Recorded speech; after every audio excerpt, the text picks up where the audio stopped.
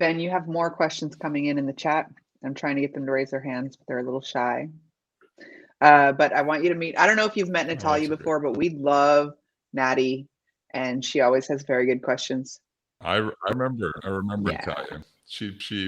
I definitely remember. She had a lot of questions. I know, we love her. How are you, Natalia? Good to see you. Thank you. I love you guys too. Nice to see you here, Ben. So as you were going through the example of the HTTP GET and how Angular gets an observable for that, I've seen plenty of people just turn that into a to promise, observable.toPromise, and just uses the promise instead of the observable.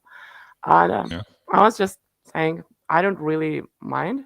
I see the logic of that, but would you keep the observable, or is there really a bad thing turning it into a promise? I mean, they're not like, if they're dealing with a promise API, then sure, convert it to a promise. It's fine.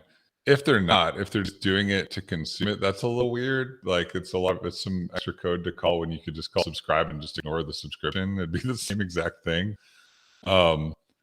So I don't know. Like, I mean, yeah, if they're doing it just to subscribe to it because they have some weird objection to not using promises, that's odd.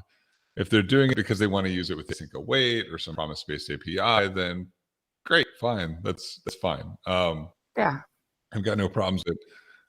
Observable, the only complexity around observable right now is it's not built into the language. If it were built into the language, it would be seen as a more primitive asynchronous type than promise, because this doesn't have all this other it doesn't have like immediate scheduling. It's not greedy. It's not like forced scheduling. Like there's just fewer complications around it, and what it can do. It doesn't have the whole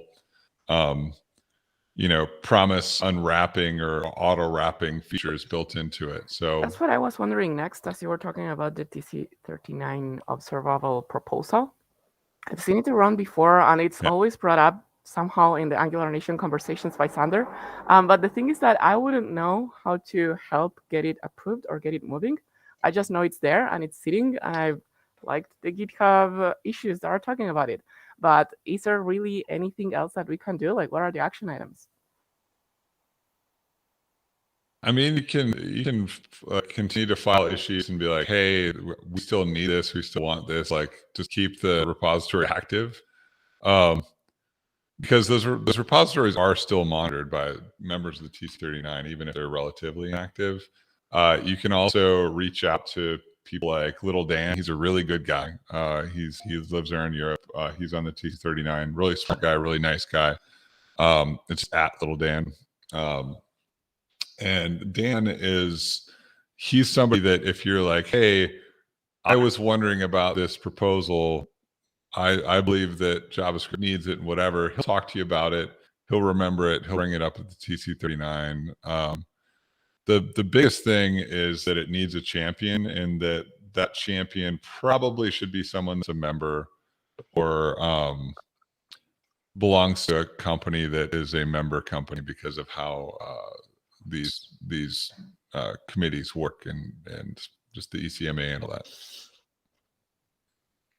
Okay, so not much I can do. I don't know. Maybe Angular Nation can bring one No, of those guys to talk, and we can harass them into doing it. You can write about it like publicly. You can post about it on Twitter, or like you can add issues to the repository and say, hey, we still need this. I believe it, but we still need this, and here's why. And try to push on it. We can invite Little Dan to come and reach out, hang out with us. Yeah, you should. He's a wonderful guy. He really is. So if you want someone to tell you all about what's going on with TC39 right now and some of the challenges they have, he's a super reasonable, very just absolutely wonderful guy. I like him a lot. And that's saying something, because I have some severe objections to the TC39 and how it's run. But I really do like Dan, and he'd be great to get on your show. If you do reach out to him, tell him that Ben sent you, because he's good. Thank you. We will. All right, I'll try to make that happen, Natty. And I'm sure Sander will be there for the conversation.